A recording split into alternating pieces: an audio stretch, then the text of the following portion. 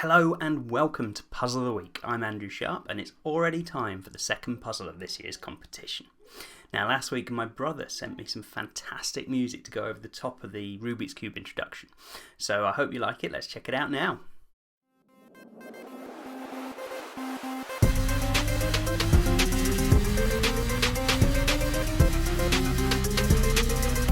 Puzzle of the Week. So silly, I absolutely love it. Thank you, Stuart. Anyway, this week's puzzle is called the Sporty Survey Puzzle, and it's about a survey involving sports. So what's happened is that I've sent out a survey to 60 people, and it's a pretty simple survey. It's just got one question, which is, do you play the following sports? And the three sports involved are tennis, cricket and hockey. People can say yes or no to each one of those three sports. A quick disclaimer here, which is that I would never design a survey that bad, okay? It's a terrible question without an other option and all sorts, but anyway, the point is I'm making this up, alright? It's trying to use the imagination to make a bit of a more interesting story for you. Terrible survey question, good puzzle, okay? Right, back to the survey then, and some examples of what it looked like if people filled it out. So somebody could maybe not play tennis, but they do play both cricket and hockey, and their answer would look like this. Or maybe there's somebody who doesn't play any of the sports, then it would look like this. Or maybe somebody who's really sporty and plays all the sports, that would look like that. Or maybe they just play cricket, or they just play hockey, or... Look, basically there's loads of different options we could have from people sending it back to us. But what I really want to know is how many people out of the 60 I asked played cricket and tennis, but not hockey, like this one here. And that's it. That's all I want to know. That's the question for this week's puzzle. Now, obviously you don't have enough information to answer that. I haven't told you any of the results yet. And unfortunately, as I said, lots of them were lost. What I do have, though, is 8 pieces of information for you. The first one you already know, which is that 60 people took the survey. The other 7 I won't read out. You can pause the video and read them yourself, or go to the website and look at the full puzzle. But you should know there's just enough information there for you to be able to answer this question. Although it is tough, like I said, and in a minute I'm going to give a hint for anybody who needs a bit of help getting started, and an extension for people who solved that one. There's some really interesting stuff you can do with these problems. But first, a quick reminder that if you're watching this video between the 19th and the 25th of October 2020, then you can submit your answer in the competition by going to puzzleoftheweek.com and registering now. If your school's not registered, then ask one of your teachers to do so. It's completely free. And don't forget to go to the website to see live school leaderboards and all the previous puzzles and solutions. Back to the Sporty survey puzzle then, and a hint first followed by an extension. So if you are one of the people who understandably are finding this quite difficult to get your head round, here's a technique that I use to write the puzzle and I use to solve it as well after I've written it. So first, let's draw a Venn diagram which can help us organise these 8 clues we've got. What we need to do is draw a circle for each sport. So one circle shows us all the people who play cricket. Second circle shows us all the people who play hockey.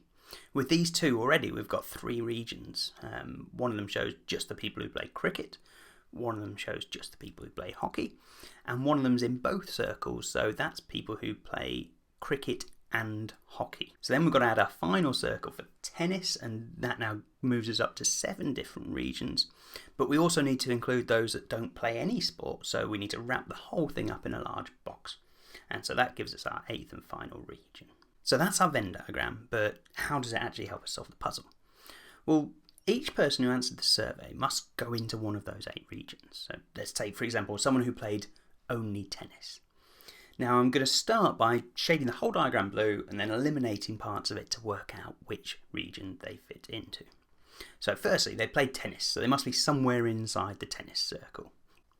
However, they didn't play cricket, so they've got to be outside the cricket circle. And we know they didn't play hockey, so they're outside of that circle as well, which leaves us with just that one region. Okay, what about this person? They played cricket and hockey, but not tennis. So shade it all in blue, and they must be outside the tennis circle, but inside the cricket circle and inside the hockey circle, so that leaves them with that one region. Final example, what if they didn't play any sports at all? Well, they'd have to be outside all 3 of the circles, leaving them in this weirdly shaped blue region here. Now we know where every sort of piece of information could go. What we need to do is find out how many of each of the 60 people go into those 8 regions. And we can use the clues that we were given. Some of them just tell us a number we can fit in a region straight away, and we start filling out the Venn diagram. Whereas some of the clues are useless to start with. Remember, our target is to find out how many people play cricket and tennis, but not hockey. So that's this region here. Well, if you're struggling, I hope that helped. So for the extension, I thought it would be really interesting if we kept the bottom 7 clues all the same, but we turned the top one, the number of people who filled out the survey, into a variable.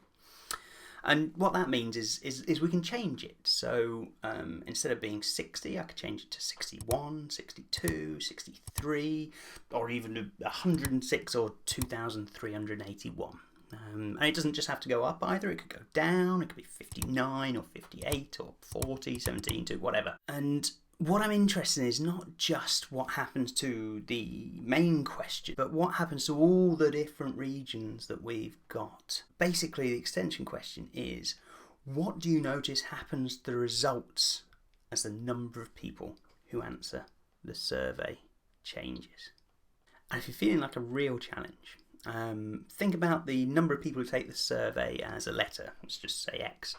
And what I'm interested in is what values can X take to make the puzzle valid. Some values of X just won't work. The whole puzzle fails, like -3, for example. We couldn't have -3 people fill out the survey.